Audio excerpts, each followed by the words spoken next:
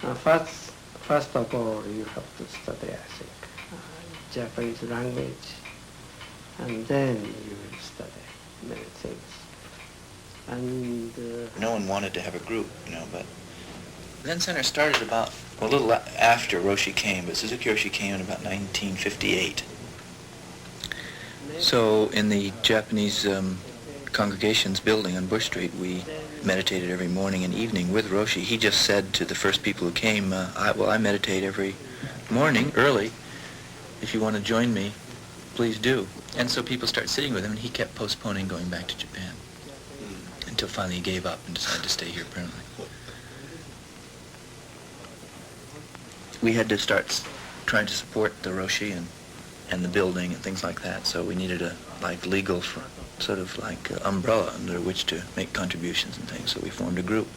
Then they got a little more organized later, but basically it remained pretty simple until the time of Tassajara.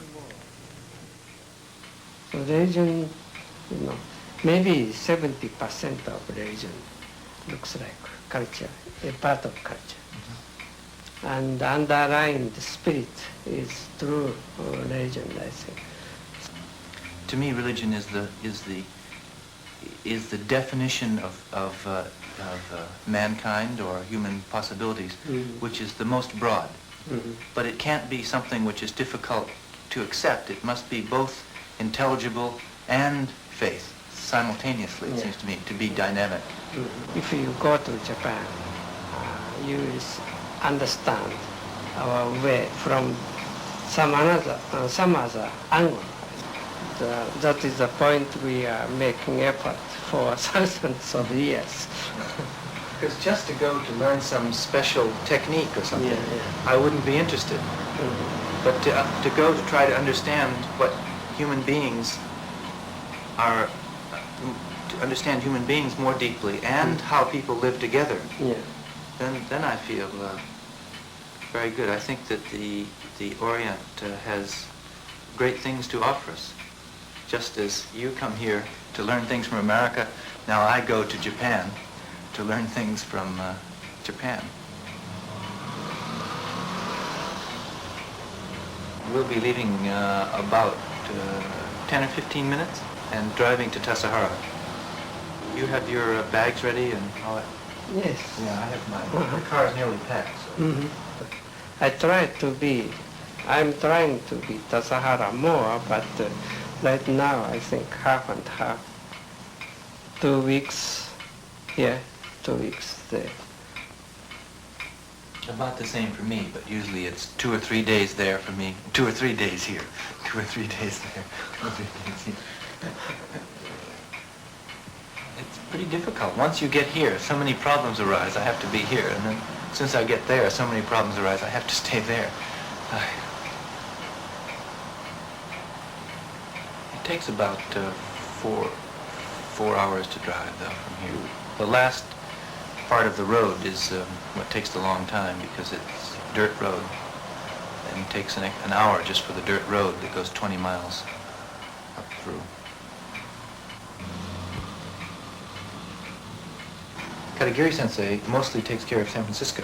Suzuki Roshi's here part of the time.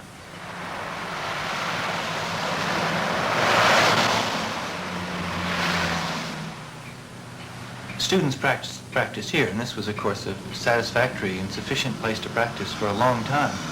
But more and more the students felt the need to have a more intensive opportunity to study and more opportunity to spend with the teacher. And so sort of Zen Mountain Center developed naturally out of that interest.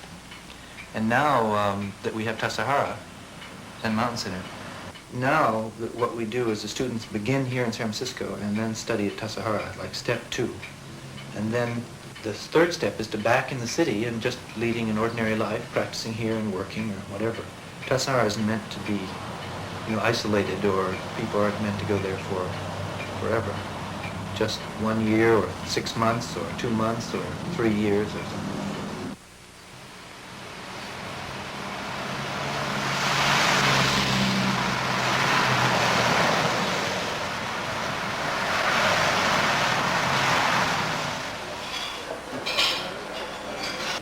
And what would you like, Sally? A glass of milk or Coca-Cola? Coke for her. And then you have something in your eye? Yeah, it's all red. Then I have something in it. Yeah, so don't poke at it too much. Would you like root beer or orange? They don't have any Coke. When people ask me, what is Zen or something like that, you know?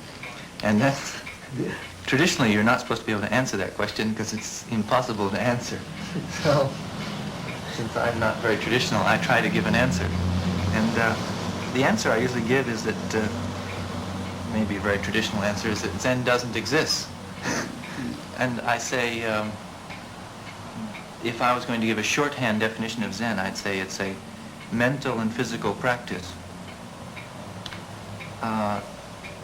aimed at freeing you from all mental and physical conceptualizations or patterned ways of experiencing, feeling, thinking about things. And that Buddhism itself should free you, the mental part of Buddhism, the intellectual part, should free you from intellectualizations and free you from Buddhism itself. And the physical part the physical practice should open up your mind and body so that they're one in a full experience. Would Dogen agree with that kind of expression, or would he say I talk too much? I'd be scared to ask Dogen. Yeah. I'm a little scared to ask you.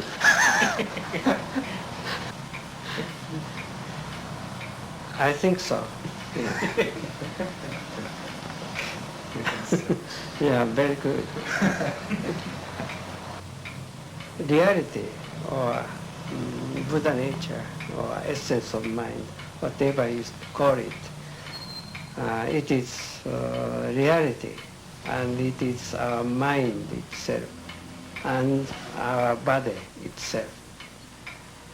So body or reality or mind is actually the same thing in the because when mind and body become one with our surrounding, that is reality. So one covers the other two, and to make our best effort on each moment forever, it's our practice. And that is his interpretation of Zen. So I think your explanation is perfect.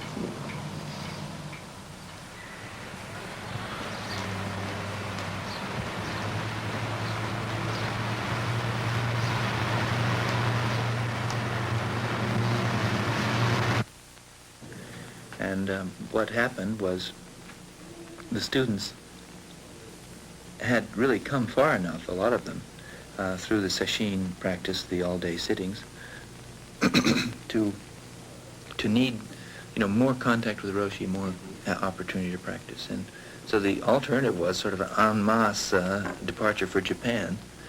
And then we found Tassajara. My wife and I camped there in the area and happened to wonder where this dirt road wandered off into the mountains. And we just followed it and followed it and followed it. And my wife kept saying it's getting darker and darker and we got to go back. And I kept saying I got to find out what's at the end of that road. And we drove in and it was just getting nightfall, and they said, well, you can look around. It looked like a sort of very mysterious retreat for I didn't know what, but anyway. We drove back out. It always stayed in my mind. And for the next year and a half or so, I kept trying to find out why there was private land in there. Finally, somebody gave me an address, which then I lost. And a year or so later, I got it again and called, and then we went down and visited it. People had shown us land for years.